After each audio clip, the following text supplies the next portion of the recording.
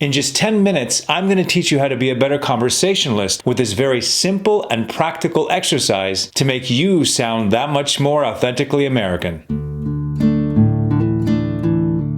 Hey, I'm Gabriel from GB Voice Academy, your voice coach to get you that much closer to mastering the American accent. If you haven't yet, subscribe to our YouTube channel so you get access to all of my videos. Also, check out my 5-star best-selling accent reduction course that has changed the lives of thousands of people all over the world. I left the link below. Also, check out my other 5-star best-selling courses focusing on public speaking and other important elements of American communication. Now, I put together a script that has a lot of the American nuances in a typical conversation, and I want to see if you could pick up on them. And stick around to the end of this video because we're going to go through all of the commonalities of this script and how we could implement them in everyday conversation, making you sound that much more authentically American. So this is how it works. I'm going to start the conversation, and then I want you to respond. And try not to judge yourself when you're responding to me. I know it's not going to be perfect. Just try your best and pay close attention, because at the end we're going to analyze this script and find those commonalities I was telling you about. Here we go. I'll start. Hey, Sam. I haven't seen you in ages. How have you been?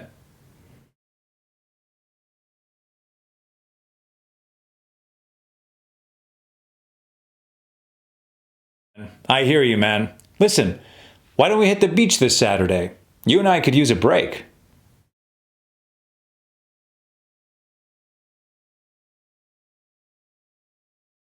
Exactly. This will give us time to talk things out and de-stress. It's a lot cheaper than therapy. Excellent. Now, let's reverse it. I want you to start the conversation, and I'll respond. Here we go.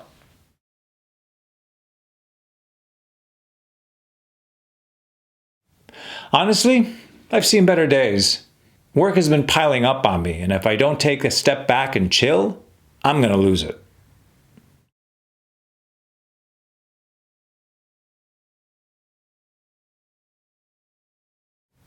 Hold up. Beach? We're nowhere near a beach. It's like a 4-hour drive.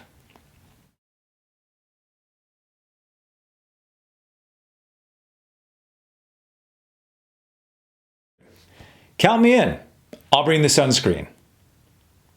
Excellent. Now, why don't we find those commonalities of a typical American conversation that is possibly very different to our mother tongue? So now, in analyzing this script, what would you say is a very typical American approach to this conversation?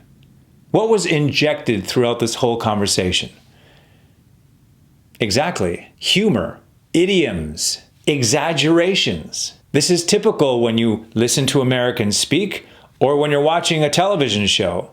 Nowadays, even dramatic TV shows have funny moments in there because humor, idioms, sarcasm, all of that stuff is just installed in the fabric of an American conversational template.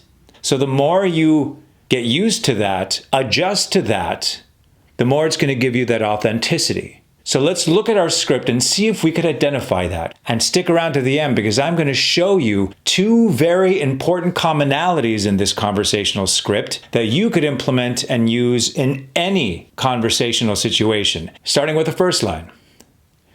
Hey, Sam, I haven't seen you in ages. How have you been? I haven't seen you in ages. Now that's a bit of exaggeration. We can't take this stuff literal. He might have not seen him in a month or 2, depending on how close they were. But this is an idiom used to describe a humorous way of saying, hey, long time no see. I'm sure you've heard that. So again, it's an exaggeration. It's kind of humorous. What also is common to this particular line? Let me ask you a question. Is this a positive line or is it negative? It's positive. He's approaching this positively, wanting to know how his friend was. So what happens when we have a positive line? It tends to go up. Hey, Sam, I haven't seen you in ages. How have you been? It wouldn't work if we went down. Hey, Sam, I haven't seen you in ages. How have you been?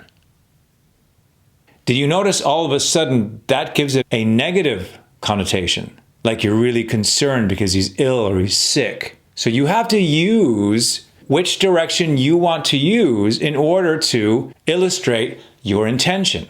Excellent. Let's go to the next line. Honestly, I've seen better days. Work is piling up on me, and if I don't take a step back and chill, I'm going to lose it. What did you notice about that? Even in this negative line, it still has humor installed in it.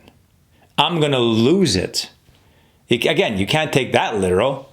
It's kind of an exaggeration. He's being funny. Oh my God, I'm going to lose it. And how about the direction of that conversation? Did it go up or down? Is it negative or positive? Negative. So the flow starts here and then it kind of ends up down here. Honestly, I've seen better days. Work is piling up on me, and if I don't take a step back and chill, I'm going to lose it.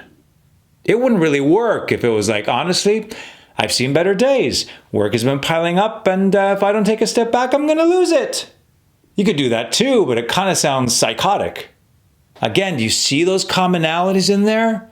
Start getting used to that and start listening to this when you're watching your TV shows or when you're watching your fellow Americans speak. Because when you identify that pattern, you are going to pick up on that pattern as well. Let's go to the next line. I hear you, man. Listen, why don't we hit the beach this Saturday? You and I could use a break. Again, positive. We end up here, I hear you, man. Now, do you notice that in this conversation, that particular part, the beginning, was negative? I hear you, man. So it's kind of like we're acknowledging his negativity, his sadness. But then what do we do from there? Listen, why don't we hit the beach this Saturday? You and I could use a break. We're going right back up again. Now, what idiom are we using here? Hit the beach. It doesn't literally mean that we're going to go there with a stick and hit the beach. It's a casual idiom used to say, let's go somewhere. We're going to hit the bar. We're going to hit that restaurant. Excellent. Let's go to the next one.